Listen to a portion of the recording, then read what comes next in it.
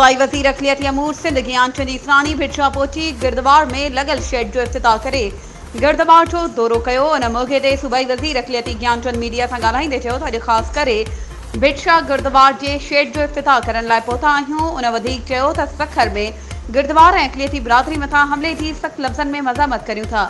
अक़लियती बिरादरी मथां हमला हरगिज़ बर्दाश्त न कबा। दीवान बिरादरी जा मासूम ॿार जेके अगवा थी विया आहिनि उन्हनि जी बाज़ियाबी लाइ IG सिंध सां ॻाल्हि ॿोल्हि थी आहे।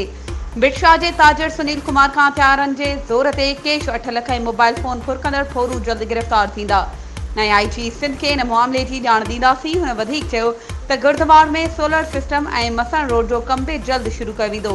उन मौक़े ते प्रकाश सिंह, सेठ गागनदास, सेठ लालचंद ऐं ॿियनि पारां सूबाई वज़ीर ज्ञानचंद ईसरानी खे सिंधरी सक़ाफ़त अजरकुन जा तोहफ़ा पेश कया विया। वधीक ख़बरूं ऐं अपडेट्स जे लाइ असांजे चैनल खे सब्सक्राइब कयो ऐं हा बेल आइकन खे प्रेस करणु न विसारिजो त जीअं असांजी हर नई अचण वारी वीडियो तव्हां ताईं पहुची सघे।